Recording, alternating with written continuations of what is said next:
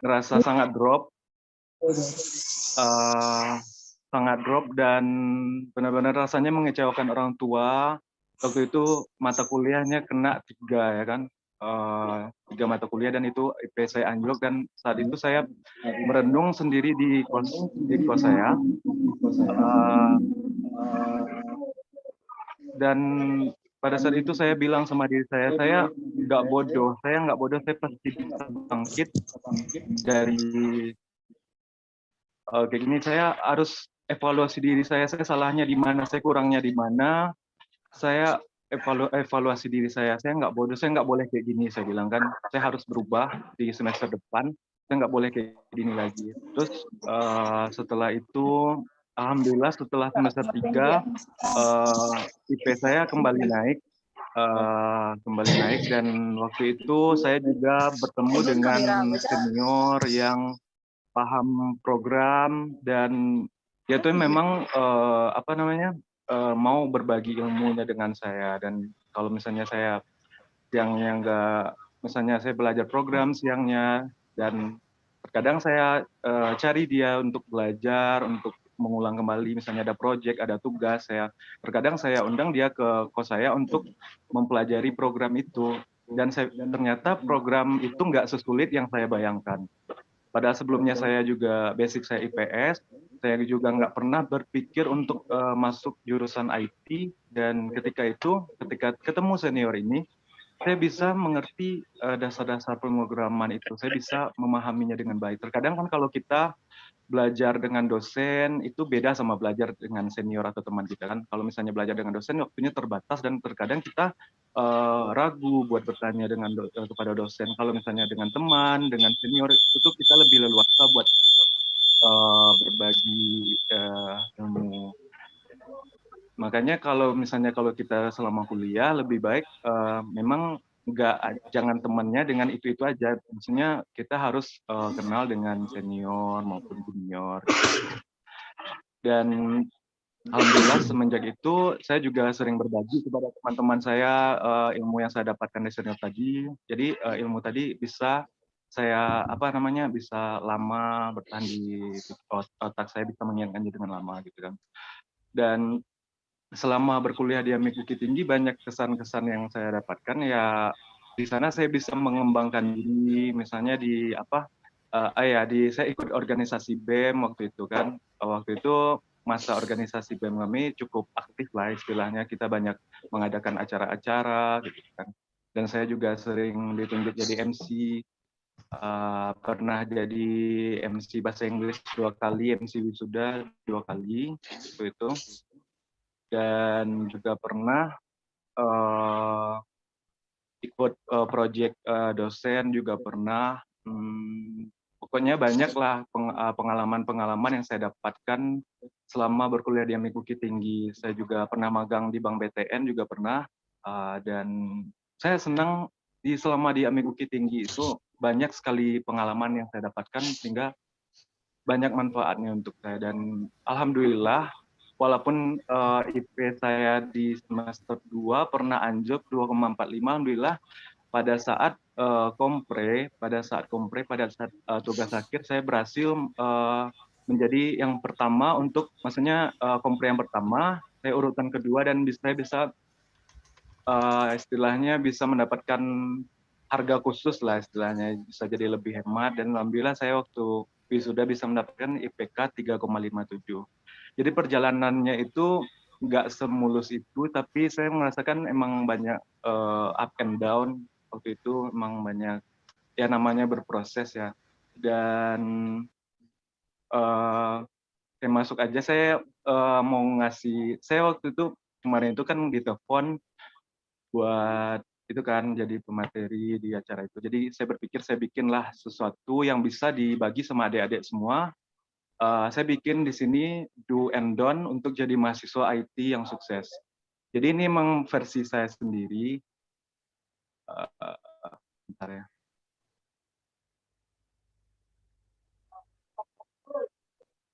Jadi yang pertama, do and don't yang pertama, do itu adalah apa yang harus kita lakukan dan apa yang tidak harus kita lakukan. Yang pertama, kenali dirimu. Kenapa kita harus mengenali diri kita sendiri? Karena yang mau sukses itu siapa? Ya tentunya kita diri kita sendiri. Dengan mengenal diri kita sendiri, kita tahu kelebihan dan kekurangan kita sendiri itu apa, potensi diri kita itu apa, dan kita tahu bisa pengembangan diri kita mau seperti apa nantinya. Kalau kita nggak kenal diri kita sendiri, itu bagaimana kita bisa sukses? Jangan sampai kita nggak mengenal siapa diri kita sendiri. Jangan sampai kita nggak kenal diri kita siapa, kita maunya apa, kita mau jadi apa nantinya. Dan yang kedua, menjaga amal ibadah. Kenapa saya masukkan menjaga amal ibadah ini di yang kedua?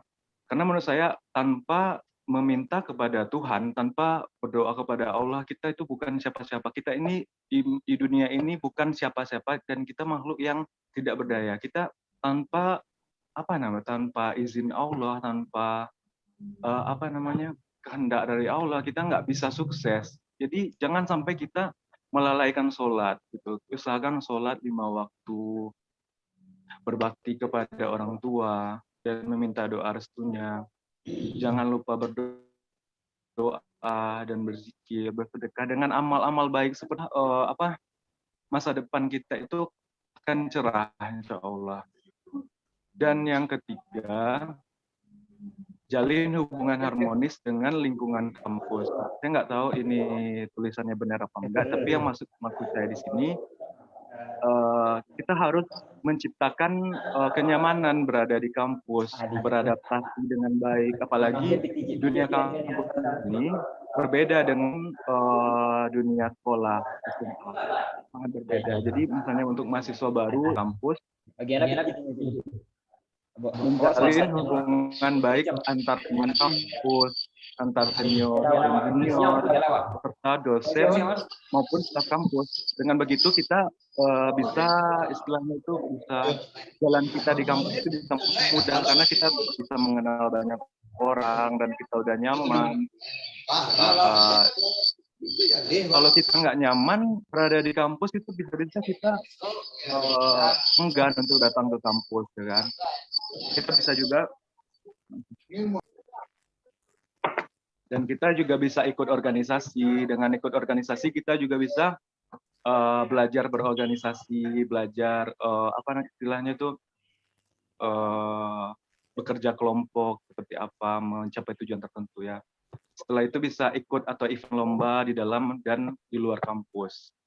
Ini juga bermanfaat untuk diri kita sendiri. Yang keempat, punya target jangka panjang dan jangka pendek. Maksudnya apa? Selama kita kuliah, itu tuh kita harus punya target jangka pendek dan jangka panjang. Misalnya semester ini saya harus lulus mata kuliah ini dapat A misalnya, mata kuliah ini dapat B lah minimal, mata kuliah ini. Jadi kita hitung target kita, IP kita misalnya di semester ini harus di atas 3,25 atau di atas 3,50, atau di semester ini kita harus menguasai bahasa pemrograman A, bahasa pemrograman B, gitu kan. Untuk target jangka panjangnya tentunya kita menginginkan IPK kumulatif yang istilahnya baik itu, atau mendapatkan IPK pujian nantinya. Kita tanpa punya target jangka panjang dan jangka pendek, kita jadi nggak punya motivasi buat berkuliah atau menyerap ilmu selama perkuliahan. Jadi kita tuh menurut saya harus punya target. Kalau saya sih setiap semester itu atau setiap tahun lah saya bikin di kertas atau di note HP. Misalnya saya tahun ini ingin A, saya ingin B, saya ingin C, dan terkadang apa yang saya tulis di kertas itu benar-benar bisa saya dapatkan. Jadi kita punya target dan jangka pendek dan jangka panjang. Setelah itu yang kelima, jangan takut mencoba hal-hal baru. Kan bakat terpendam dalam diri kita. Jangan pernah, kalau kita kuliah itu jangan cuman mikirnya kuliah aja. Jangan mikirnya kuliah aja. Malahan di dunia luar itu banyak ilmu yang bisa kita dapatkan. kita bisa menggali potensi diri, bisa pelajari skill komunikasi, misalnya kan, untuk dunia kerja. Karena menurut saya skill komunikasi itu sangat berguna untuk persiapan untuk dunia kerja, karena kita akan melewati proses interview. Kalau misalnya kita komunikasi kita kurang baik, bagaimana kita bisa meyakinkan perusahaan untuk menerima kita. Dan setelah itu mungkin kita bisa ikut seminar atau workshop atau pelatihan kompetensi guna menaikkan nilai CV. Nah, itu tuh juga penting menurut saya. Dengan mengikuti seminar, workshop atau pelatihan kayak itu, kita bisa menaikkan nilai CV kita yang akan bermanfaat untuk kerja. Dan next yang keenam, kuasai skill dasar di bidang IT. Apa aja skill dasar di bidang IT?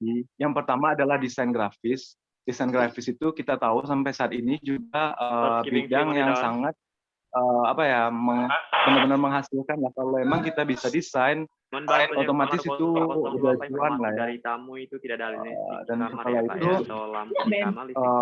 instalasi sistem operasi. Dengan belajar instalasi komputer, instalasi laptop dan semacamnya, kita bisa nantinya bisa misalnya membuka jasa untuk instalasi komputer atau semacamnya. Itu juga mendatangkan uang bagi kita. Dan setelah itu jaringan komputer, kita juga harus tahu skill dasarnya tentang jaringan komputer, bagaimana menghubungkan dari komputer A, komputer B, menghubungkan jaringannya, membuat kabelnya bagaimana, kayak gitu ya. Dan setelah itu konsep database, kalau di perkuliahan juga belajar konsep database. Menurut saya konsep database juga harus diperkuat, karena dengan konsep database itu kita bisa tahu gambaran program yang akan kita buat nantinya. Kadang orang sebelum membuat program ada juga yang bikin database-nya dulu gitu kan, perancangan database-nya itu seperti apa. Dan setelah itu ada bahasa pemrograman. Kita memang harus sebagai anak IT harus memperkaya bahasa pemrograman. Jangan hanya mempelajari satu bahasa pemrograman aja, kalau bisa banyak dan beragam. Setelah itu belajar membuat web atau aplikasi. Apalagi zaman sekarang ya, kalau web itu tentunya lebih diminati karena banyak kemudahan dibandingkan aplikasi yang kebanyakan offline. Sekarang kan serba online gitu ya. Dan kuasai Word, spreadsheet, dan slide presentasi. Kalau ini memang basic, semua orang memang harus kuasai Word, spreadsheet. Spreadsheet ini kayak seperti Microsoft Excel gitu kan. Dan slide presentasi ini memang bermanfaat untuk di dunia kerja. Selanjutnya ada troubleshooting komputer. Kalau kita memang harus belajar troubleshooting komputer untuk memperbaiki error-error di komputer dan bisa memperbaiki, misalnya komputer ada masalah apa, printernya nggak mau atau infokusnya nggak mau, itu kan hubungan dengan troubleshooting komputer. Dan selanjutnya adalah DON. Kita masuk ke DON-nya, apa yang tidak seharusnya kita lakukan ketika jadi mahasiswa atau pengen jadi mahasiswa yang seperti itu. Yang pertama, tidak punya niat atau motivasi yang baik untuk kuliah. Kalau kita tidak punya niat yang lurus atau motivasi yang baik untuk kuliah, itu rasanya buang-buang waktu aja. Kita kalau misalnya berkuliah itu kita harus luruskan niat kita dulu. Niat kita berkuliah untuk apa? Dan motivasi kita berkuliah itu untuk apa. Jadi jangan sampai kita tidak punya niat atau motivasi yang baik untuk kuliah. Dan yang kedua adalah tidak memiliki mental juara. Kenapa ini penting mental juara? Karena bagi saya sendiri, kalau bagi saya, ketika saya melakukan sesuatu, saya harus melakukan yang terbaik. Jangan sampai kalau kita punya, yang namanya hidup ini semuanya tentang bersaing. Ya, kalau kita nggak punya mental juara, bagaimana kita bisa memenangkan perlombaannya? Makanya kita harus dimulai dari sekarang. Misalnya dalam masa kuliah kita memang harus punya mental juara. Jangan sampai orangnya pasrahan aja, ogah-ogahan aja. Kita harus punya mental juara agar kita bisa mendapatkan kesuksesan yang kita inginkan. Terus yang ketiga, menginginkan kesuksesan yang instan. Ya, ini emang salah. Contohnya apa yang biasa dilakukan mahasiswa, ini bisa istilahnya bisa sama dengan kayak gitu ya. Misalnya kadang dia kuliah nitip absen, kalau bikin tugas maunya dibikinin teman, dibayar ke teman gitu. Itu tuh sama dengan menginginkan kesuksesan yang instan. Kesuksesan itu nggak ada yang instan, semuanya butuh proses yang panjang. Jangan sampai kita berpikir, oh setelah tamat dari amik ini kita misalnya menghalukan kita punya orang dalam, kita bisa dibantu si ini, atau ayah kita punya power, bapak kita punya power. Jangan pernah kayak gitu. Kita harus apa ya, kesuksesan itu kita harus berproses, dan itu apa namanya, apa yang kita lalui itu akan cukup panjang. Jadi kesuksesan itu tidak ada yang instan. Jadi jangan dibiasakan untuk titip absen ketika kuliah dan tugas itu kita harus mandiri, harus kita yang mengerjakan. Kita belum mengerjakan, malah minta teman untuk mengerjakan atau mengupahkan kepada teman, misalnya membayar teman untuk mengerjakan tugas kita, itu sangat tidak disarankan. Yang keempat, berpikir kamu telah terjebak di jurusan yang salah. Kebanyakan anak-anak amik itu ngerasa dia terjebak di jurusan yang salah. Sehingga kadang ada teman-teman saya, banyak yang di semester 2, banyak yang berguguran, banyak yang mundur atau gimana ya. Atau walaupun meskipun dia bertahan, dia nggak bisa maksimal dalam berkuliah gitu. Jangan berpikir terjebak di jurusan salah. Contohnya saya juga nggak pernah berpikir untuk masuk jurusan IT, tapi ternyata setelah saya dalami, setelah saya bisa apa namanya, berusaha dengan baik, saya bisa melalui itu semua. Jadi jangan pernah adik-adik semua berpikir saya salah jurusan, itu nggak boleh. Dimanapun kalian kuliah, kalau kalian ngerasa salah jurusan, itu bukan salah jurusannya, itu emang salah kalian sendiri. Jadi jangan pernah, kita tuh udah dikasih Allah apa namanya, otak misalnya, akal dan pikiran itu kita harus memaksimalkannya. Kita pasti bisa, jangan pernah menyerah dengan semuanya. Yang kelima, merasa down dan putus asa dengan nilai akademis yang buruk.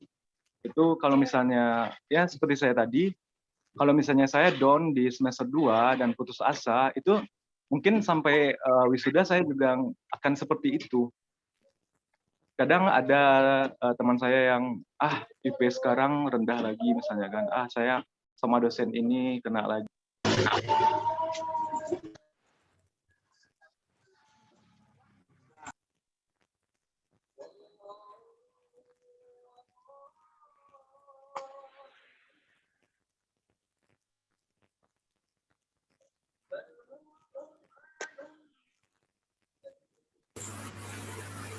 Sorry, suaranya ke-mute, Gu.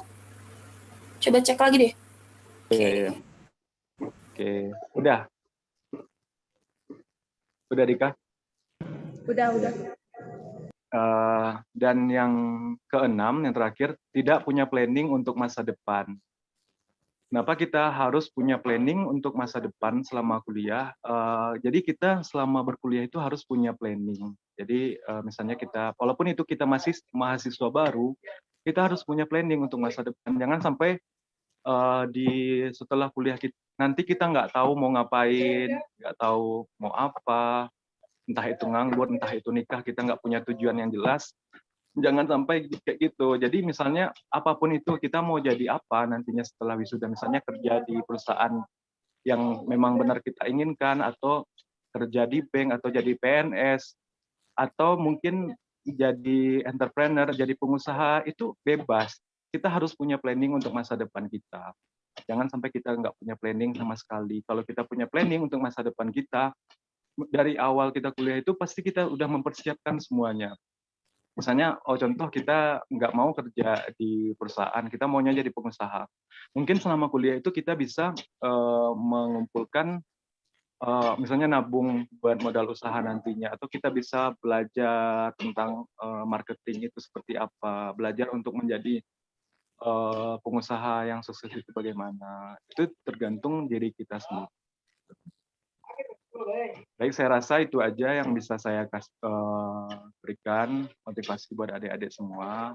Saya berharap apa yang saya bicarakan tadi, ya saya nggak tahu itu bermanfaat atau enggak bagi orang lain, tapi ya itu memang benar-benar dari rangkuman yang saya alami, dari pengalaman saya sendiri, gitu ya.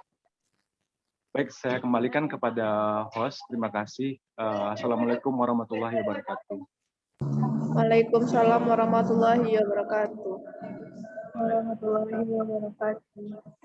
Terima kasih kepada Bang Teguh. Pemateri kedua oleh Bang Erman Syarif, SE. Kepada kakak-kakak atau teman-teman, pada saat materi sedang memberikan materi, dimohonkan untuk kakak-kakak dan teman-teman mematikan mikrofonnya dan mengaktifkan kameranya. Terima kasih. Kepada Bang Herman Syarif, dipersilakan. Baik, Assalamualaikum warahmatullahi wabarakatuh. Waalaikumsalam warahmatullahi wabarakatuh. Bisa didengar suaranya? Bisa. Kayaknya ada pantulannya.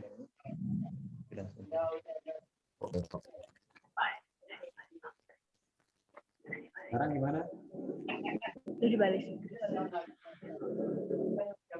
Bisa. Dengar moderator? Suaranya bisa didengar?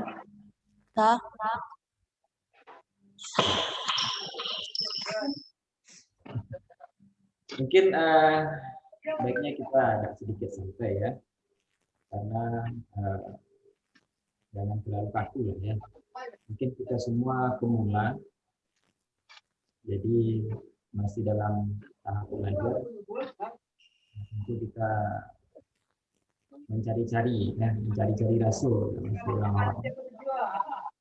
Baik, sebelumnya kita sama-sama ikut tentunya Allah Subhanahu wa taala atas nikmat kesempatan yang diberikan sampai hari ini kita bisa bertemu walaupun dalam situasi yang masih pandemi.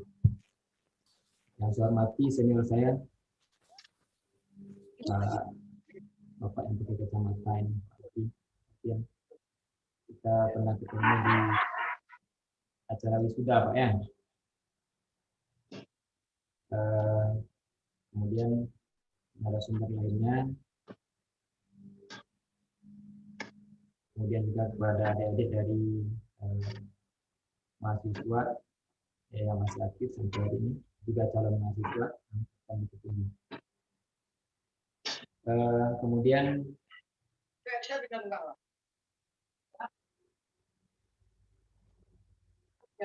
yang ingin saya sampaikan untuk kita bersama dulu.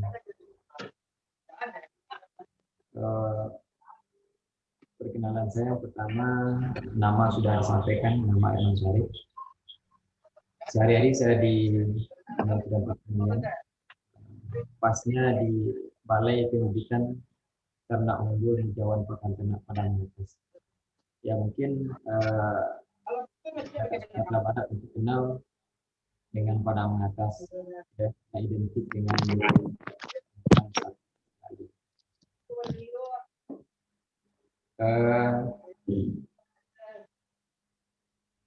pesan saya, ini pesan ya, mungkin untuk mahasiswa baru dan juga untuk kita bersama tentunya, yang harus kita ketahui bahwa ada jutaan putra dan putri Indonesia mungkin ya,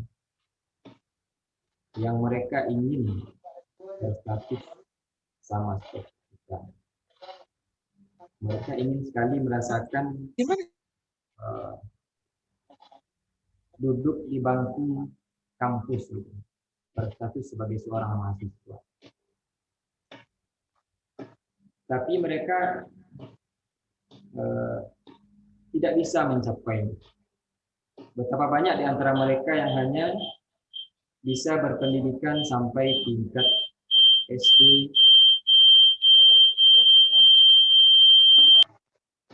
atau mungkin hanya sampai tingkat SMP atau SMA. Nah, ini perlu kita syukuri bersama.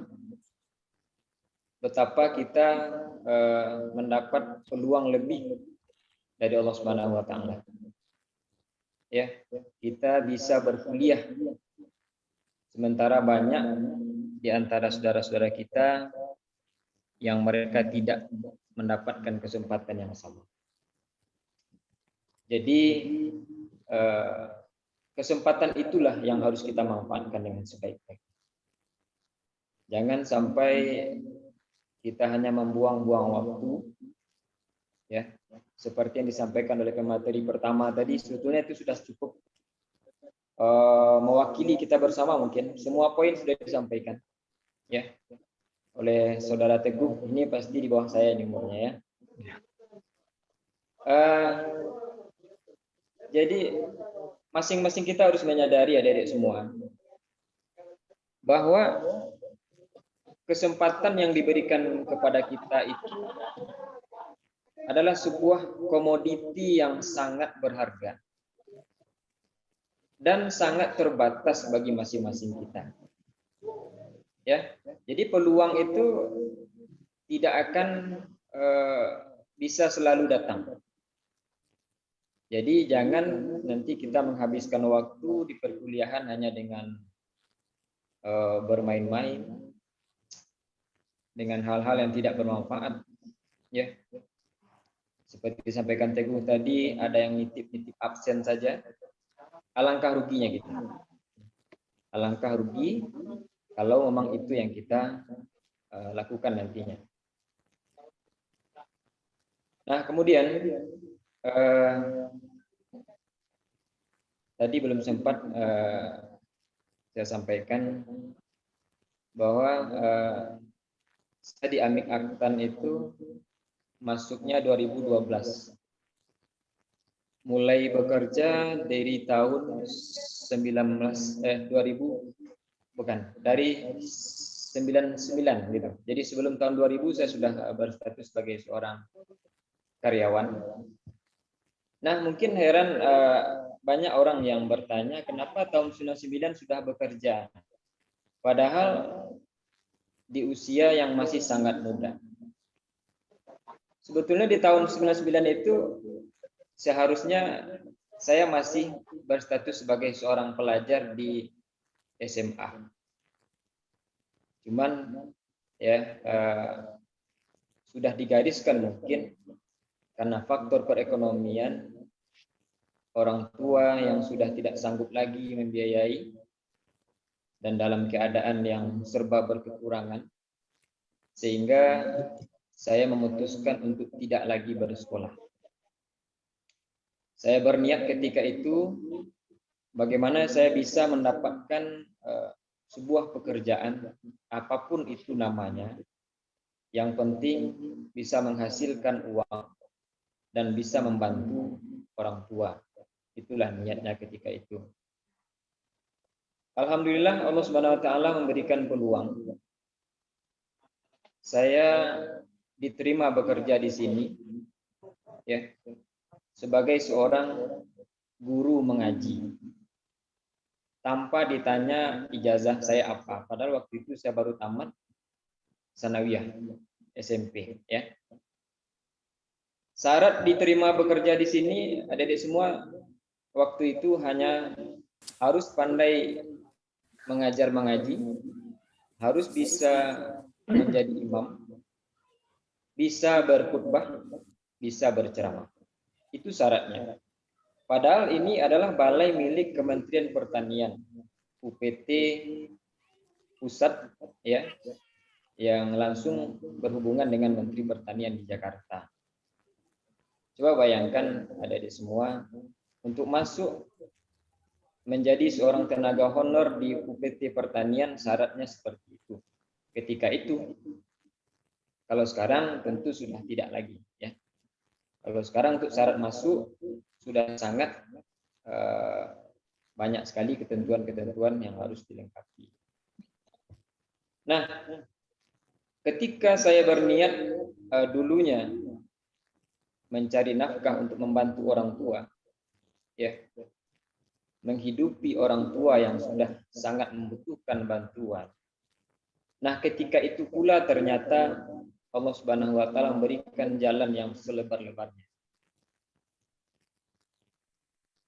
Sejak itu saya tidak pernah merasakan kesulitan dari segi ekonomi.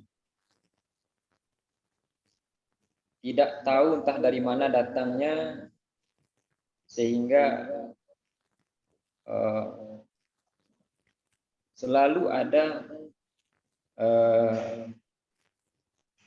rezeki yang datang, seperti itulah kira-kira. Ya. Jadi mohon maaf ini kita bercerita dulu ya, bercerita dulu. Kalau poin-poin penting tadi bisa disimak lagi rekaman yang disampaikan oleh saudara Teguh. Itulah sangat luar biasa poin-poinnya. Kemudian saya jalani bekerja sebagai seorang tenaga honor 5 tahun. Bekerja apapun di balai ini yang penting bisa menghasilkan uang, yaitu di bagian kebersihan. Setelah 5 tahun, karena prinsip yang saya pakai adalah jujur dan patuh kepada pimpinan, itulah prinsip yang selalu saya pegang. Tidak membangkang, walaupun dimarahi, tapi saya tidak pernah mendongkol. Mungkin itu memang kesalahan saya secara pribadi. 5 tahun bekerja, karena ada perhatian dari pimpinan, diusulkan untuk mengikuti ujian CPNS. Itu tahun 2005 ujian CPNS-nya. Alhamdulillah keluar SK-nya 2006. Nah, ketika SK PNS sudah keluar, CPNS ketika itu, saya lebih leluasa lagi mengembangkan apa yang telah saya targetkan sebelumnya. Seperti disampaikan Teguh tadi, kita harus punya target jangka panjang dan jangka pendek. Kalau saya jangka panjangnya, jangka pendek yang pertama yang harus saya kejar waktu itu bagaimana saya bisa menghidupi, menafkahi orang tua saya. Itu yang pertama, yang target pertama. Kemudian jangka panjang bagaimana pendidikan saya ke depan lebih baik lagi. Itu targetnya.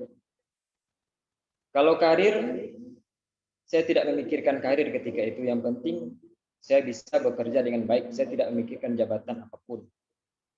Ternyata adik-adik semua, ya, setelah lulus dari CPNS, pimpinan melihat ada sedikit perbedaan antara kita dengan mereka-mereka yang justru berlatar belakang dari perguruan tinggi. Lalu apa yang terjadi ketika itu? Ketika saya sedang menikmati bekerja sebagai seorang tenaga kebersihan di lapangan, di kantor, lalu dipanggil oleh pimpinan, Herman, sudah berapa tahun Herman bekerja sebagai bagian kebersihan di kantor ini? Saya sampaikan ketika itu 5 tahun, ketika itu sudah pasti Pak. Dan sekarang sudah jalan 2 tahun menjadi seorang CPNS. CPNS tahun, kemudian sudah setahun PNS. Lalu pimpinan bertanya, apakah Herman tidak terpikir untuk meningkatkan kualitas atau pindah ke bagian lain?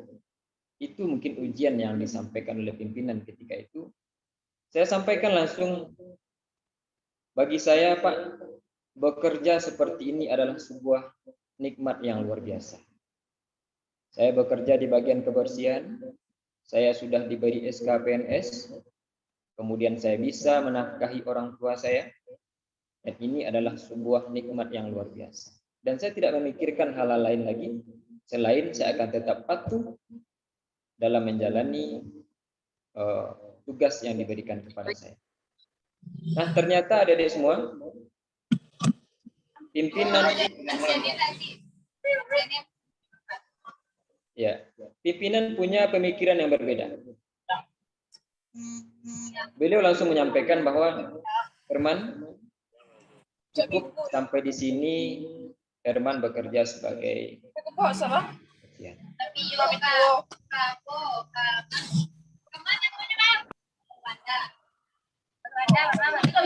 Mohon dimatikan suaranya bagian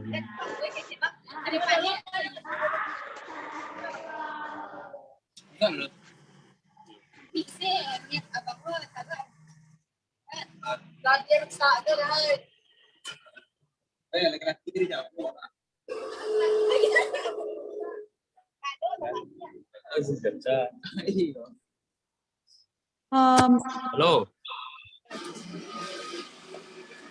Halo.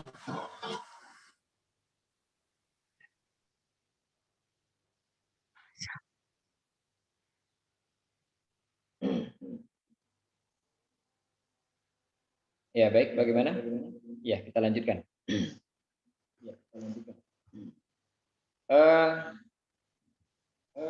Jadi ketika itu adik-adik semua, ya, pimpinan mengatakan kepada saya, cukup sampai di sini Herman bekerja sebagai petugas di bagian kebersihan. Karena Bapak melihat ada potensi lain yang bisa dikembangkan. Nah, besok Herman sudah harus berangkat ke Bogor pelatihan selama 10 hari. Itu di materi tentang protokoler. Mendengar ucapan itu adik-adik semua, saya serasa mimpi ya. Serasa bermimpi dan tidak percaya bahwa itu akan terjadi. Itulah pengalaman pertama saya naik pesawat ke Jakarta. Sepulang dari pelatihan, saya tidak lagi bekerja di bagian kebersihan, sudah langsung ditempatkan di bagian administrasi. Langsung dipanggil lagi, Herman harus meningkatkan potensi, harus menjadi seorang yang bisa dihargai dan berharga. Itu pesannya. Caranya Herman harus kuliah. Nah, inilah awalnya saya mencari-cari tempat kuliah yang tepat ketika itu. Berkeliling Payakumbuh, Bukit Tinggi, Padang. Akhirnya pilihannya jatuh ke Amik Aktan. Saya ambil jurusan akuntansi. Alhamdulillah memang ya. Selama kuliah di Bukit Tinggi, Sabtu dan Minggu tidak ada hari libur. Tahun 2012 ketika itu saya masuk. Ya. Senin sampai Jumat bekerja, Sabtu Minggu saya sudah di Bukit Tinggi. Semua ya suka dukanya di kampus saya nikmati. Ya, memang ketika kuliah tidak akan semudah yang kita bayangkan. Kita mungkin akan menemui dosen-dosen yang bisa ya kita ajak berkomunikasi dengan baik. Juga akan bertemu dengan dosen-dosen yang justru mungkin berurusan dengan dosen tersebut agak sedikit sulit. Tapi ada satu kunci yang perlu kita ingat adik-adik semua. Jangan pernah menentang dosen. Ya. Jangan pernah membantah mereka. Karena masing-masing dosen itu punya cara yang berbeda dalam meyakinkan mahasiswanya. Yang intinya bahwa tidak ada satu dosen pun yang ingin mahasiswanya gagal. Ya, jadi jangan kita berprasangka bahwa dosen ini ingin menyudutkan kita. Oh, dosen ini ingin agar kita tidak berhasil, itu tidak pernah. Ya, semua dosen pasti ingin mahasiswanya meraih prestasi yang bagus. Jadi intinya jangan pernah menentang dosen. Kalau dari segi kualitas atau penyerapan materi, seusia saya ketika itu tentu sangat kurang dibandingkan dengan adik-adik yang masih muda-muda. Tapi alhamdulillah saya tidak pernah mendapat nilai yang di bawah standar ya. Nilainya alhamdulillah masih tetap di garis aman. Nah, seperti itu adik-adik semua. Jadi saya jalani perkuliahan ini dengan niat memang bagaimana meningkatkan potensi kita, kualitas diri kita. Karena itu amanah dari pimpinan ketika itu. Nah, alhamdulillah ya, begitu tamat dari Amik Aktan Bukit Tinggi ini ya, begitu tamat dari Amik Aktan Bukit Tinggi, justru saya mendapatkan posisi yang tidak pernah saya bayangkan. Ya, jadi memang untuk merubah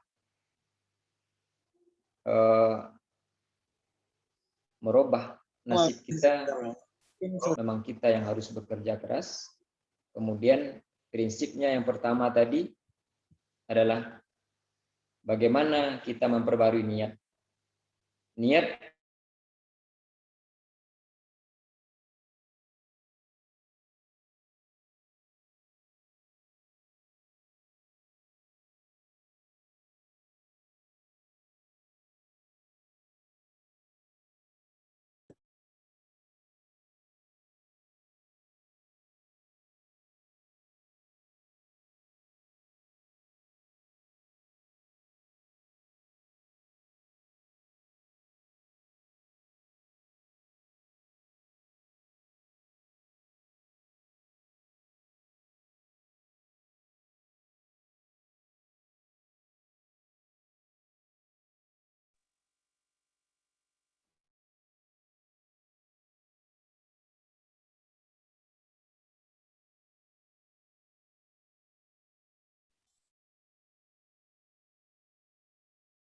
ya, bagaimana moderator, sudah bisa didengar lagi? Bisa? Bisa, Bang. Ya. Ini pengaruh jaringan ya. Nah, memang di masa seperti ini kita harus ya bersabarlah dengan kondisinya. Baik perkuliahan atau apa, kalau dengan media seperti ini memang gangguannya selalu ada. Ya. Jadi tadi cerita kita sampai di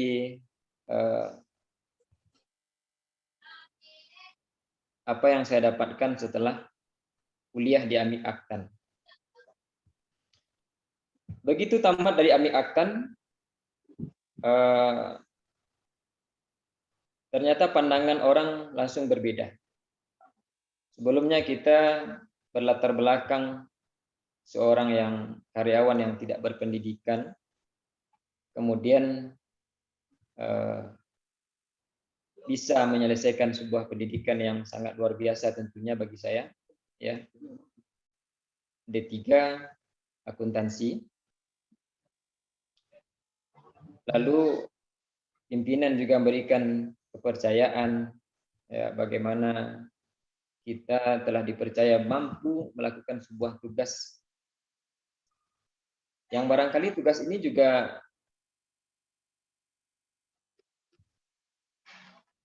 belum layak sebetulnya untuk orang seperti saya, tapi ternyata tugas tersebut bisa dan mampu saya laksanakan dengan baik.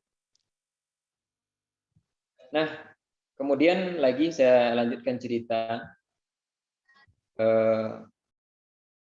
Seiring berjalannya waktu, ternyata kita tetap ingin berkembang, ya, sehingga terakhir saya melanjutkan pendidikan dari D3. Saya juga berniat mengambil melengkapi sehingga menjadi S1 seperti sekarang, sarjana ekonomi. Dan tentu ya, ini lebih memperkuat kepada posisi atau karir kita di tempat bekerja. Dan intinya lagi, yang penting selalu dan tetaplah dalam sebuah kesyukuran. Nah, pesan-pesannya untuk mahasiswa ini, ya, pesan-pesan mungkin menambah dari apa yang disampaikan oleh pemateri yang pertama. Karena waktu sudah sangat jauh berjalan, Yang pertama, kita sebagai seorang mahasiswa harus bertanggung jawab terhadap diri kita sendiri. Ya, bagaimana kita harus punya masa depan yang lebih baik ke depannya. Jangan menyengsarakan diri sendiri. Kemudian tanggung jawab kepada kedua orang tua. Ya, jadilah seorang anak yang bisa dibanggakan oleh kedua orang tua. Kemudian yang ketiga, bagaimana kita harus menjadi seorang mahasiswa yang bisa bertanggung jawab terhadap agama dan bangsa. Ya, jadi menjadilah seorang pribadi yang betul-betul berarti bagi diri sendiri, bagi orang tua, bagi agama dan bangsa. Ya, mungkin barangkali itu saja untuk kesempatan pada pagi hari ini. Masih ada pemateri lain yang akan menyampaikan pesan-pesannya. Terima kasih banyak atas waktu dan kesempatan, mudah-mudahan bermanfaat dan sukses selalu untuk mahasiswa semuanya dan sukses juga untuk AMI ke depannya. Assalamualaikum warahmatullahi wabarakatuh. Waalaikumsalam. Waalaikumsalam. Terima kasih kepada Bang Herman Syarif. Pemateri selanjutnya oleh Bang Aulia Rahmadi AMD. Pada Bang Aulia dipersilakan.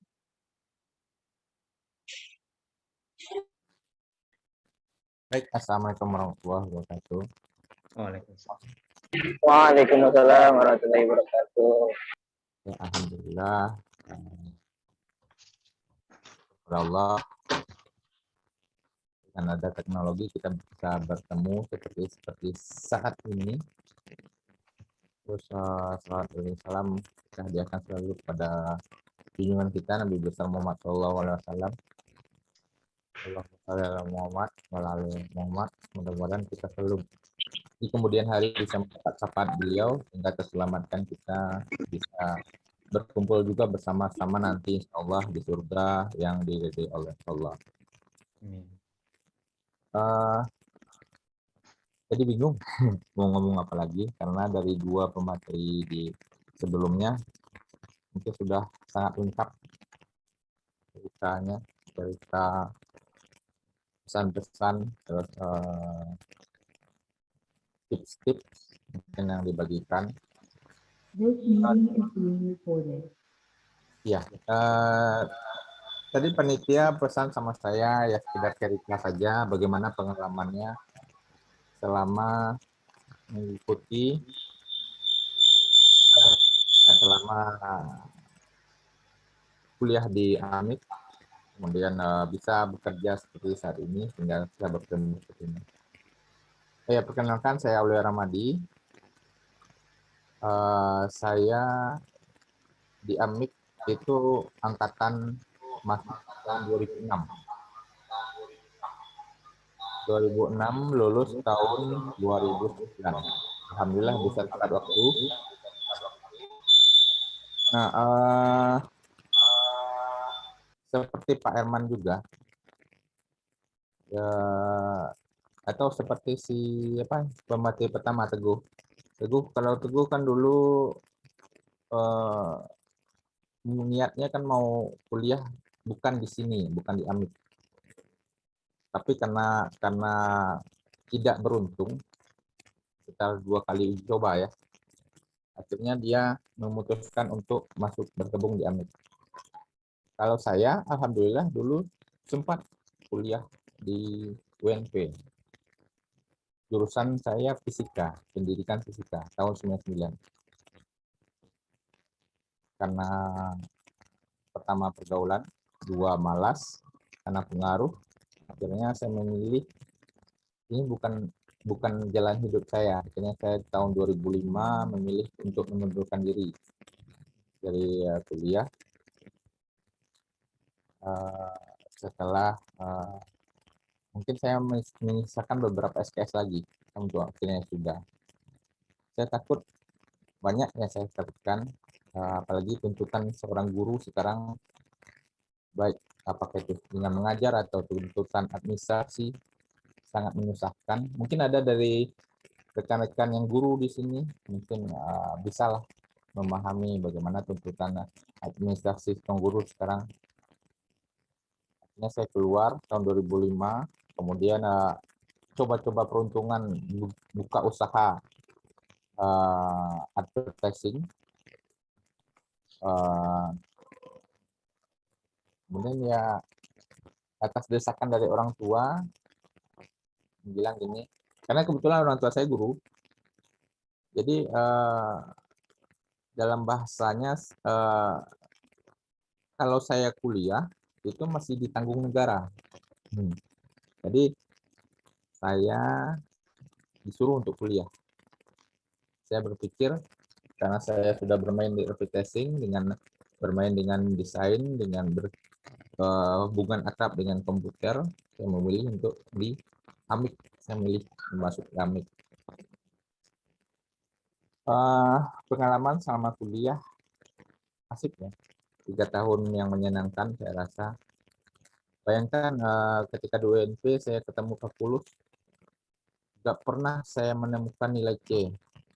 Paling kuat, paling hebat itu saya bisa mendapatkan nilai D. Tapi di AMIK saya bisa mendapatkan nilai A, 112 ya.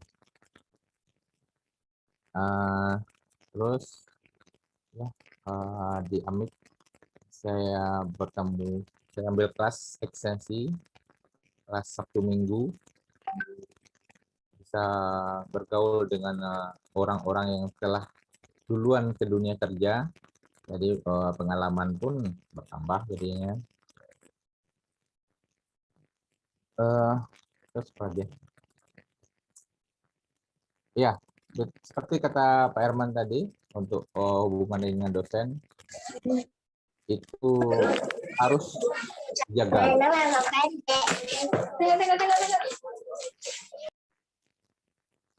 Ya, saya ingat ada beberapa dosen yang boleh dikatakan akrab dengan mahasiswa, dan saya lebih khususnya kayak seperti Pak Nasrullah, kemudian Pak Rizal, kemudian Pak Pratmam. Tapi yang paling akrab itu Pak Nas. Saya punya kesan yang cukup banyak sama beliau, apalagi ketika duduk di kantin ngobrol masalah bola atau ngobrol untuk memecahkan game. Selanjutnya apa ya? Kalau iya, saya ingat mungkin menyambung dari cerita dari Teguh tadi. Apa istilahnya itu? Apa yang akan dilakukan ketika kuliah, melihat diri sendiri itu dan ke diri sendiri. Jadi saya ingat pas kuliah APSI itu saya lupa tentang materi apa, tetapi kita di kelas itu dibagi tugas untuk membuat resume dari beberapa materi. Jadi saya memilih materi tentang SWOT. SWOT itu adalah sebuah apa ya? Jadi kalau SWOT itu kalau bisa dijelaskan, didefinisikan SWOT as strength, W, wealth, kemudian O, opportunity, kemudian T itu threat. Itu adalah bagaimana kita membuat strategi untuk menghadapi tantangan berdasarkan dari apa yang kita miliki, kekuatan kita, kelemahan kita, peluang, dan ancaman. Itu tuh adalah keempat hal itu, walaupun dua mengancam kita, itu adalah keuntungan untuk kita. Nah, kalau saya bahas tentang SWOT itu, takutnya materi waktunya tidak tidak bisa takutnya waktunya tidak sampai, jadi itu aja. Saya jadi bingung. Tunggu, admin, boleh nggak ceritanya pakai bahasa Minang? Halo, admin. Iya, Pak. Lanjut aja Bang, nggak apa-apa Bang. Boleh bahasa Minang aja, susah bahasa Indonesia itu. Boleh, Bang. Kuliah mana ya Bang? Kalau saya bahasa Indonesia saya B. Jadi itulah pengalaman yang baiknya di kampus. Jadi saya bingung jadi kan bingung Kang ngeci apa jadinya kan. Masalahnya jarang-jarang dibawa jadi sebuah materi. Biasanya kalau acara-acara model kok paling ngaco itu cuman disuruh membuat pengumumannya, membuat spanduknya, kemudian mengatur. Jarang-jarang disuruh untuk mengecek. Jadi maaf kalau ngaco. Bingung udah kan. Lanjut untuk materi kuliah. Kini alhamdulillah setelah tahun 2009 wisuda. Jadi ada cerita ketika tahun 2009 terjadi Gampo di bulan di akhir September 2009 ya. Gampo di akhir September 2009 itu posisinya bola salah kompre. Kemudian jangan kabar kalau ada penerimaan CPNS itu di bulan Oktober 2009. Berhubung Sumatera Barat digoyang Gampo tahun 2009, kemudian dibuatlah kebijakan di panitia penerimaan CPNS kalau jadwal ujian dipindahkan ke bulan Desember kalau nggak salah, di tanggal 6 Desember 2009. Alhamdulillah dari ketika itu terima kasih banyak kamu Pak Amrizal, direkturnya waktu itu, direktur Amik. Jadi beliau bersama kampus itu menego pihak Kopertis untuk bisa mengeluarkan fotokopi legalisir ijazah yang di angkatan kami. Nah, bayangkan kami wisuda tanggal 5 Desember 2009, kemudian jadwal tes CPNS itu 6 Desember 2009. Jadi sudah Sabtu pagi acara wisuda, Sabtu malam inaugurasi, Minggu pagi kami ujian. Dan alhamdulillah mungkin ada sekitar 30-an orang angkatan 30 orang lulusan Amik yang lulus akhirnya menjadi PNS baik di Bukit Tinggi, Payakumbuh, Solok Selatan, dan beberapa daerah yang lainnya. Alhamdulillah. Nah, penempatan pertama di kantor lurah. Kantor lurah di Kelurahan Pulai Anak Air, Bukit Tinggi. Nah, di situ setelah ya, bukan mengecekan kalau merendahkan sampai kerajo ya. Di kelurahan mungkin yang pernah berurusan, mungkin yang di kelurahan teman-teman dulu yang tahunya tuh Office. Aplikasi yang dipakai itu Office. Ngetik pakai Word, kemudian membuat laporan pakai Excel, dan jaranglah mempergunakan aplikasi. Paling aplikasi-aplikasi yang dipakai itu kalau untuk Bukit Tinggi awalnya tuh sejak kok nggak salah ya Mbak ya, kalau yang bagian tahu tolong dikoreksi, sekitar tahun 2003 balehan baru mulai memakai aplikasi. Nah, di kelurahan itu kamu merasanya bahkan menjadi orang bodoh dengan ilmu yang rasanya telah penuh di kepala dengan bahasa pemrograman yang mulai dari Pascal, C++, Delphi, VB, PHP, alah beraja rasanya di kampus kan. Tiba-tiba di kelurahan tuh enggak pernah dipakai. Ale, bahwa mau kerja membuat sure, hanya membuat sure lembaran sure, ada surat keterangan anak mampu atau surat pengantar pindah. Akhirnya menjadi bodoh tuh, tapi pikir kan kalau model itu enggak mungkin loh. Akhirnya hilanglah sadolah yang ada di kepala aku. Takutnya kan ada tuh. Nah, di tahun 2003 balik, mau berpikir harus mencari peluang untuk keluar dari lingkungan tua kelurahan. Dan kebetulan dapat jalannya. Ambo ajukan, meminta pindahnya ke Capil. Karena di Capil penuh dengan karajonya memang karajo komputerisasi lah, boleh kita komputerisasi soalnya. Kemudian namun dia ingin yang dipelajari selama itu hilang.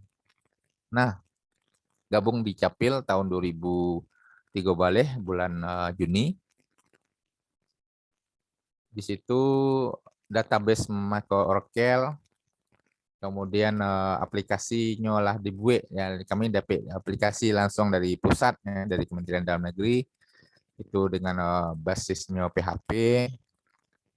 Jadi sesuai dengan jurusan manajemen informatika itu kan adalah sebagai operator sebenarnya kan. Jadi rasanya pas karajo di Capil tuh, nah itulah identitas selama mau kena cari.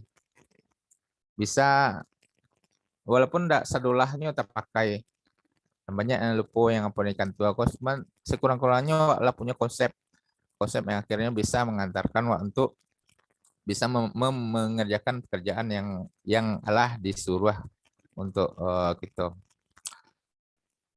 Sampai kini Ambo mencoba dari di Capil tuh dari operator biasa, tukang cetak KTP, kemudian cetak KK. Ini sejak tahun 2020 alhamdulillah diamanahkan untuk menjadi admin database. Jadi karajo admin database ko di samping jadi karajonya adalah mensupport karajo operator. Operator misalnya memakai aplikasi, kemudian memperhatikan apakah jaringan berjalan dengan lancar, komunikasi data ke pusat terjamin. Itu kemudian kalau terjadi ada kegiatan keluar, awak mempersiapkan prepare setelahnya. Itu kemudian cara awak melindungi data-data masyarakat. Nah itulah kerannya kajian ini dan alhamdulillah enjoy, asik. Tapi mungkin kalau cerita dari Pak Herman tadi, hanya dari pimpinannya disuruh mengembangkan potensi ya, bahkan disuruh kuliah pendidikan. Alhamdulillah begini yang belum sempat nih untuk menunjukkan pendidikan. Ada punya rencana untuk melanjutkan pendidikan dan ada beberapa kawan-kawan yang alah sampai ya mungkin ada kawan-kawanku yang alah selesai sampai S2. Tapi dek karena ambo merasa terus terang masuk enjoy kerja di situ sampai lupa kena untuk kuliah. Baru kini tekan kuliah entah bisa dilanjutkan tak kontak pakai, entah bisa dipakai dengan baik dan enggak. Itu saja. Kemudian apa boleh? Ya mungkin seketik agak melenceng dari tema pertemuan waktu. Mungkin ada pesan sponsor dari kami. Karena Karajo di Dinas Kependudukan dan Pencatatan Sipil itu mengingatkan kepada rekan-rekan, adik-adik, pada yang kawan-kawan udah yang ada di dalam pertemuan karena kita adalah warga negara Indonesia yang taat. Bagi yang ulun punya KTP segera diurus KTP-nya. Bagi yang mungkin KTP-nya rusak atau akte-nya nggak ada, minta tolong diurus karena untuk kegiatan selanjutnya apakah itu untuk bekerja, bahkan untuk apa ya, untuk vaksin saja itu harus terdaftar. Jangan sampai hak kita sebagai warga negara tidak bisa wadapian ya gara-gara awak tidak punya dokumen kependudukan. Kemudian dengan dokumen kependudukan itu bisa mendapatkan fasilitas-fasilitas seperti model bisa awak ikut BPJS atau mungkin dari beasiswa yang mungkin Biko nampak akhirnya ketika kuliah.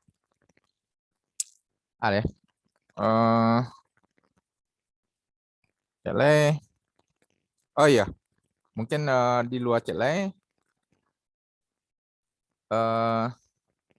di samping bermain dengan komputer, Ambo punya hobi mungkin untuk promosi diri juga. Ambo punya hobi fotografi. Mungkin dari kawan-kawan, dari adik-adik, dari rekan-rekan saudaranya ada yang sehobi. Aman, amin. Waktu 5 menit lah jadi.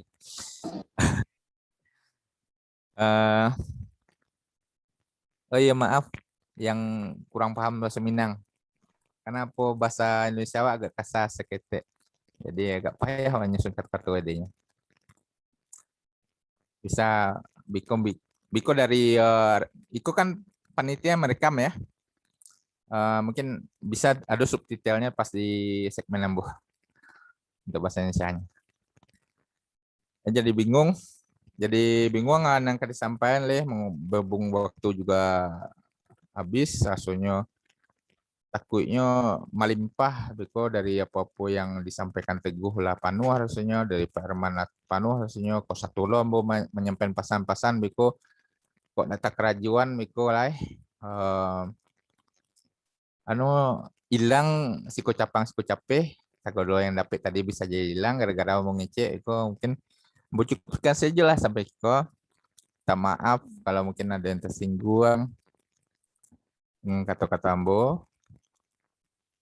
Mungkin untuk penutup, terima kasih admin telah dipertemukan kami walaupun dengan dalam jaringan Modelco. Terima kasih kampus, terima kasih Amik dan Aktan. Mudah-mudahan Amik dan Aktan kita sadolahnya bisa sukses di kemudian hari. Assalamualaikum warahmatullahi wabarakatuh. Waalaikumsalam warahmatullahi wabarakatuh. Terima kasih pada Bang Aulia Rahmadi. Materi selanjutnya oleh Kak Dika Kalista Sinatra Gusti AMD Akun.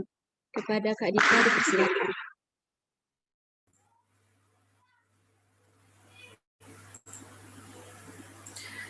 Assalamualaikum warahmatullahi wabarakatuh. Waalaikumsalam warahmatullahi wabarakatuh. Sebelumnya terima kasih atas kesempatan yang sudah diberikan pada saya. Sebelumnya perkenalkan nama saya Dika Kalista Sintara Gusti, biasa dipanggil Dika.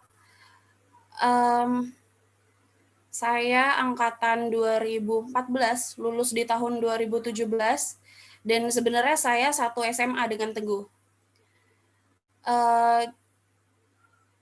Saya bingung sih mau ngomong apa ya, karena kayaknya tadi semuanya udah disampaikan sama kakak-kakak saya di atas saya. Mungkin saya akan berbicara tentang pengalaman saya di kampus. Dulu sejujurnya saya juga sama, saya menginginkan untuk kuliah negeri. Dan ketika saya coba ternyata saya tidak lulus. Terus saya mengatakan kepada orang tua saya pengen gap year. Cuman orang tua saya tidak mengizinkan dan memaksa saya untuk kuliah di salah satu kampus swasta. Setelah perdebatan panjang, akhirnya saya memilih Aktan.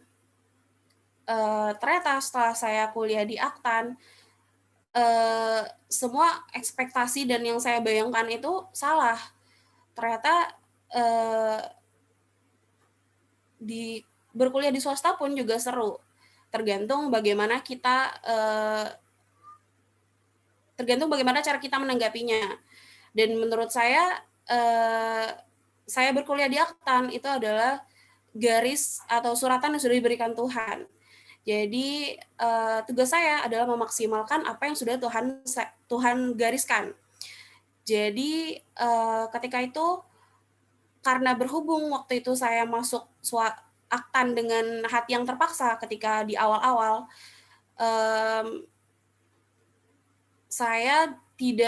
untuk saat itu saya tidak mau ikut organisasi apapun.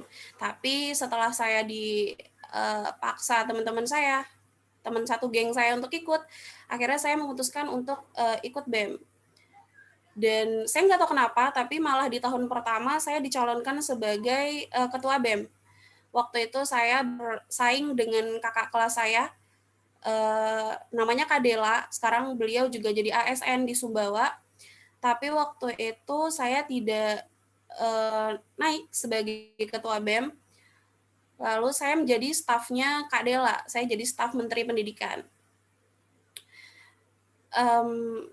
Dan setelah 1 tahun berjalan saya kuliah di Aktan, ketika itu orang tua saya menjanjikan bahwa oke, kamu kuliah di swasta, tahun depan kamu boleh coba negeri. Tapi entah kenapa saya ngerasa bahwa saya sudah terlanjur nyaman kuliah di sini. Saya sudah terlanjur juga nyaman sama teman-temannya. Jadi untuk ketika teman-teman saya yang lain memutuskan untuk berkuliah atau mencoba kembali negeri, saya satu-satunya orang yang tidak mencoba untuk kembali ujian untuk masuk kuliah negeri. Sampai akhirnya berlanjut, saya di tahun kedua kembali mencalonkan diri sebagai ketua BEM, dan akhirnya saya terpilih menjadi ketua BEM di tahun 2016.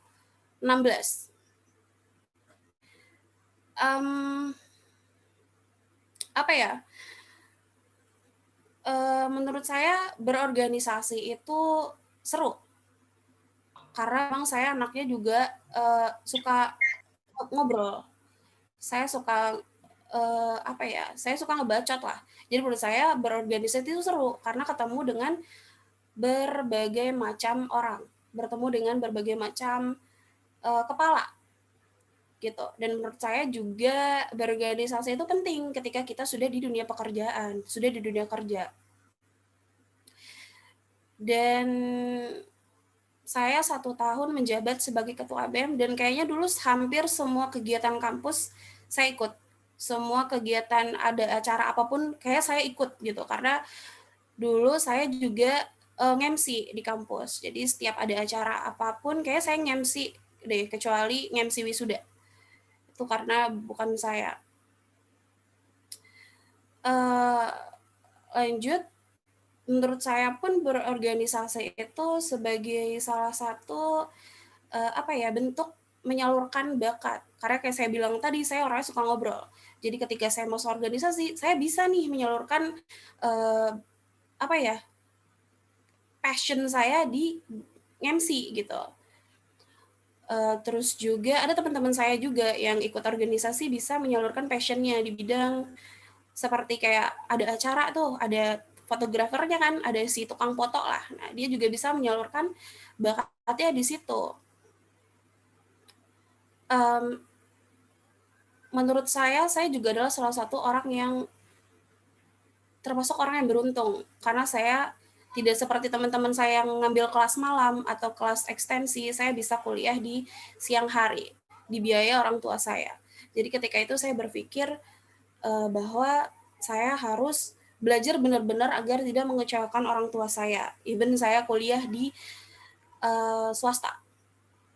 Jadi ketika itu saya berusaha untuk benar-benar belajar dan mengikuti pelajarannya, walaupun sejujurnya saya tidak suka akuntansi. Dan saya nggak tahu kenapa waktu itu saya memilih akuntansi. Tapi saya memaksakan diri saya untuk mencintai akuntansi. Karena mau gimana pun juga waktu sudah berjalan, uang orang tua saya sudah habis mengkuliahkan saya. Jadi saya memutuskan untuk benar-benar gitu kuliahnya. Jadi alhamdulillah setiap semester nilai saya nggak ada yang anjlok, alhamdulillah. Dan saya juga lulus dengan predikat cum laude, alhamdulillah.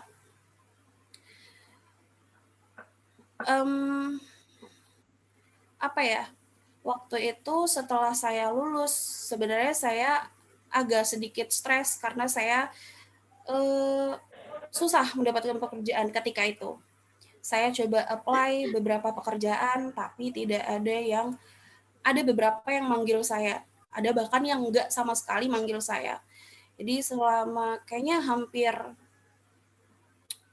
1 tahun, saya nggak dapat pekerjaan. Jadi waktu itu saya bantu-bantu di salah satu PAUD di Bukit Tinggi.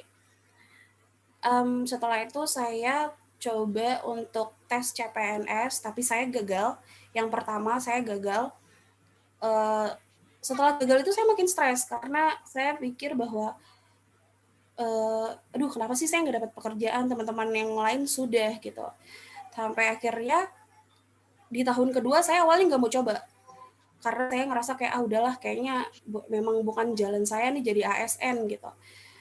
Karena saya bersaing dengan ribuan orang-orang lainnya. akhirnya saya memutuskan awalnya untuk tidak ikut ASN lagi, CPNS maksud saya. Tapi orang tua saya meyakinkan bahwa coba aja gitu, kita nggak tahu rezeki itu dari pintu mana aja. Terus ada lagi teman saya yang waktu itu seorang teman saya bilang kalau what's belong to you, it will be yours gitu. Jadi apa yang sudah menjadi milik saya itu akan jadi milik saya. Jadi ketika itu, setelah itu saya pikir bahwa oke, saya akan ikut CPNS lagi. Akhirnya setelah saya ikut CPNS, alhamdulillah saya lulus. Saat ini saya bekerja di Komisi Pemilihan Umum Kota Balikpapan di Kalimantan Timur. Ketika saya lulus pun sebenarnya saya ragu untuk ngambil di situ karena menurut saya kejauhan ya Kalimantan Timur. Dari Sumatera ke Kalimantan Timur menurut saya jauh. Tapi ketika itu kembali lagi Kak Dela ngomong ke saya bahwa rezeki itu harus dijemput. Sejauh apapun namanya rezeki itu harus dijemput. Berarti Tuhan bilang rezeki saya di situ. Akhirnya saya memutuskan untuk sudah saya ambil di Balikpapan walaupun setiap kali saya ngomong, setiap kali saya ngurus dokumen saya untuk PNS, selalu bilang, oh kamu lulus di mana? Saya di Balikpapan, Kalimantan Timur. Walaupun mindset orang bilang kalau Kalimantan itu isinya hutan-hutan doang, dan membuat saya kayak, aduh, bener nggak sih hutan-hutan doang gitu. Tapi setelah saya kembali berdiskusi dengan Kak Dela, dan Kak Dela selalu meyakinkan ke saya, akhirnya saya memutuskan untuk tetap ngambil di situ. Dan ternyata setelah saya sampai di sini, Kalimantan Timur, Balikpapan, ternyata apa yang disebut orang-orang sebagai hutan-hutan itu adalah salah. Justru di sini adalah calon ibu kota baru. Seperti itu. Dan jujur saya juga sebenarnya agak insecure ya ketika saya masuk bekerja karena saingan saya yang lain atau teman-teman CPNS saya yang lain itu berasal dari kampus-kampus yang besar. Kayak ada yang Undip, ada yang UI. Sedangkan apalah saya ini hanya dari kampus swasta. Awalnya saya takut karena saya takut saya nggak bisa gitu mengikuti atau melakukan pekerjaan saya di situ, apalagi saya di bagian keuangan.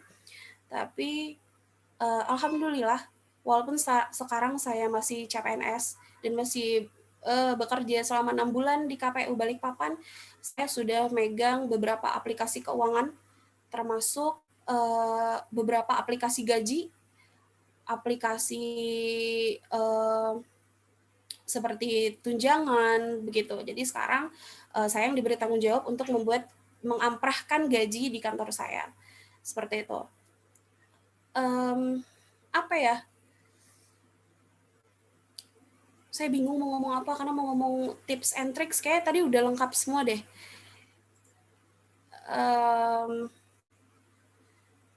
Oh iya, Kak Dela itu adalah adiknya Bang Doris Septria. Halo Bang Doris. Kak Dela dulu tuh selalu bimbing saya juga anak didiknya Kak Dela Bang. Ya, sip.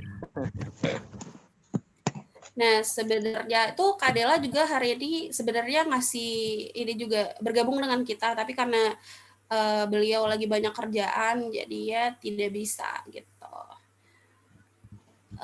Kayaknya itu aja deh ya, saya bingung juga mau ngomong apa nih, kayaknya pengalaman saya kayak itu aja deh. Begitu ya mungkin apa ya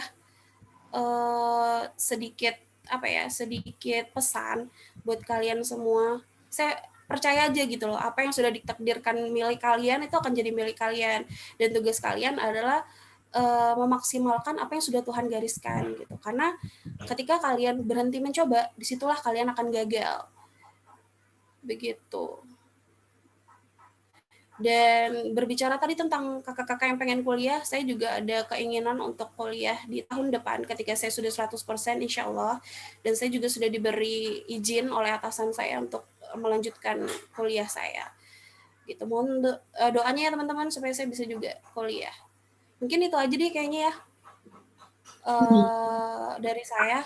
Terima kasih atas kesempatannya. Kalau ada kata-kata yang salah, saya mohon maaf. Kalau kecepatan, saya mohon maaf. Karena saya ngomong juga cepat nih.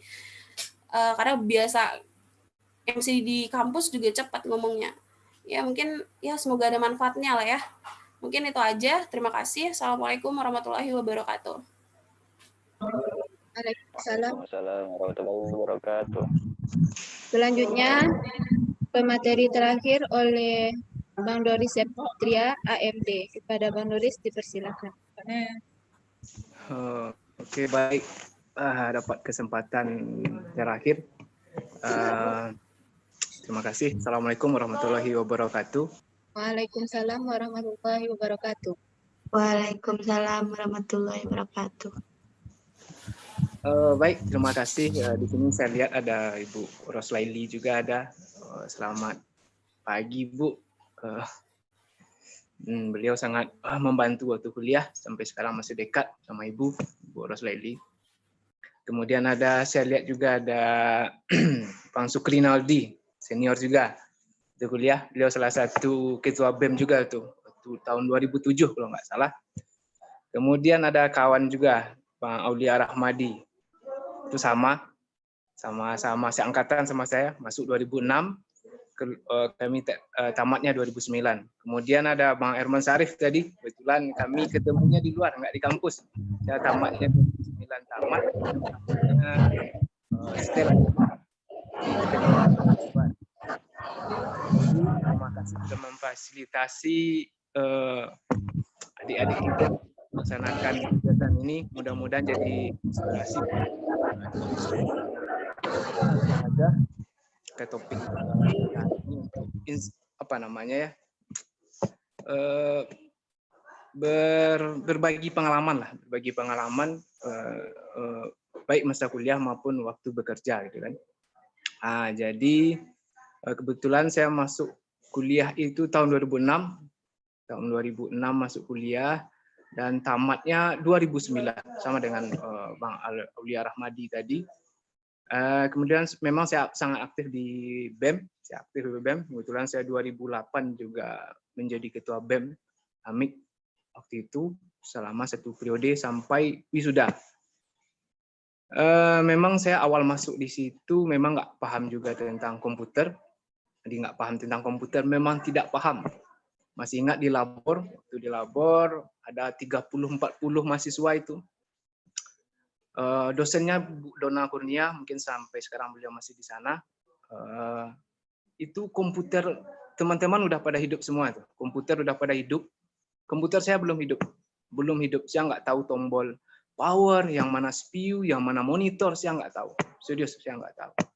Akhirnya teman-teman lah yang membantu dalam, inilah CPU, inilah tombol power, inilah monitor, mouse, semuanya diajarin oleh teman-teman. Dan akhirnya karena saya tidak paham apa-apa, memang tidak paham. Kebetulan saya ada kampung saya di Alam Panjang, Danau Bawah, itu memang tidak ada komputer waktu saya SMA. Jadi memang tidak tahu apa-apa tentang komputer. Akhirnya Ibu Dona Kurnia memulai dari awal, dasar-dasar sekali tentang komputer ini. Akhirnya saya ikuti. Akhirnya alhamdulillah program adalah andalan saya dalam kuliah waktu itu. Karena program juga, akhirnya belum saya tamat, alhamdulillah kampus akhirnya mempercayakan saya untuk bekerja di kampus. Itu belum tamat saya, itu masih semester 6 akhir lah, 5. Saya bekerja di kampus sebagai asisten dosen. Kebetulan waktu itu saya menguasai beberapa program, alhamdulillah VB, DLP, Makromedia, kalau dulu C++, Pascal, semuanya alhamdulillah semua program komputer saya itu alhamdulillah saya kuasai. Kuasai, sangat paham. Jadi di labor komputer itu kadang-kadang kan satu dosen aja mengcover di depan kan tidak bisa. Kebetulan mahasiswa banyak, jadi sebagai asisten dosen di kampus untuk di bagian programmer di labor. Sampai 2009, pas saya wisuda pun saya masih bekerja di sana, di kampus Amik Yaftan, di Tinggi. Setahun saya bekerja di sana, kemudian saya ikut tes CPNS, Kementerian Kesehatan, komputer, Kementerian Kesehatan. Kebetulan, alhamdulillah saya langsung lolos. Alhamdulillah, saya lolos 2010, saya bekerja CPNS. Kemudian sekarang saya bekerja di Rumah Sakit Otak namanya, dulu Rumah Sakit Seruk Bukit Tinggi, sampai sekarang masih bekerja di sini di bagian SDM sebagai analis kepegawaian. Nah, jadi dia memang waktu kuliah tersebut memang organisasi sangat bermanfaat buat saya. Karena dulu waktu SMA saya sangat tidak tahu apa-apa, tidak bisa berorganisasi, saya anaknya cuman biasa, pendiam, tidak ada kepandaian apa-apa, berbicara di depan umum pun tidak bisa. Jadi selama berkuliah pun di situ saya dapat pengalaman banyak, dan pada saat itu pun kegiatan kampus BEM itu sangat banyak. 2009 kalau nggak salah 2008 itu adalah kegiatan kampus pentaseni. Saya nggak tahu apakah sekarang masih ada pentaseni di kampus. Pentaseni pertama kali kebetulan itu saat BEM saya diadakan, itu pentaseni pertama saya adakan di kampus. Nah, sampai sekarang masih ada, mungkin saya tidak tahu. Baik, kemudian lanjut. Kemudian adik saya yang disebut sama Dika tadi, Dela. Ya, Dela itu adik saya perempuan, nomor 2. Kebetulan memang saya masukkan juga di Aktan. Kenapa saya pilih Aktan? Memang sampai saat ini pun amik komputer maupun akuntansi itu peluang kerjaan sangat luas. Dimanapun tamatan komputer maupun tamatan akuntansi, dimanapun itu bisa bekerja, dimanapun. Sampai saat ini pun siapapun saudara atau siapapun yang menanyakan tentang perkuliahan jurusan apa bagus, saya lebih tetap menganjurkan komputer dan akuntansi. Karena dimanapun, di rumah sakit bisa, di bank bisa, PNS bisa, di toko bisa, perusahaan, apalagi semuanya bisa komputer akuntansi. Tidak ada yang nggak bisa kalau untuk komputer akuntansi. Dia nggak terbatas, dia nggak khusus gitu, dia umum. Kemana aja dia masuk bisa yang bagian komputer ini. Jadi ya jangan adik-adik yang masih mungkin anggota BEM atau adik-adik yang masih bingung gimana nanti peluang bekerja, jangan bingung. Yang penting tetap asah kemampuan, Kalaupun di komputer maupun akuntansi. Kalau di komputer Anda memang harus menguasai salah satu program komputer, tidak bisa tidak. Zaman sekarang memang harus wajib menguasai satu program komputer, tidak bisa tidak. Kecuali Anda cuman lamar kerja jadi tukang ketik, oke. Tapi kalau Anda untuk bersaing di bekerja yang bagus, Anda memang harus menguasai program komputer salah satunya. Begitupun akuntansi. Akuntansi sekarang memang udah berbasis teknologi, cuman kalian memang harus menguasai laporan keuangan. Itu intinya. Kemarin ada penerimaan juga di tempat saya bekerja, bagian komputer. Mungkin tidak percaya, ada 25 orang yang masuk di bagian komputer, hanya 1 diterima. Karena hanya 1 yang pandai program komputer. 24 nggak ada yang pandai program komputer, padahal dia tamatan komputer. Coba bayangkan. Tidak ada. Akhirnya gimana? Memang yang 1 ini, pintar sekali program komputer. Baik programmernya maupun jaringannya. Akhirnya baru masuk aja sebagai pegawai kontrak, itu mau kuliah pun dikuliahkan. Mau kuliah pun dikuliahkan. Jadi adik-adik yang masih kuliah sekarang, baik komputer, akuntansi, tolong asah 1 program komputer ataupun sebagai akuntansi, tetap semangat.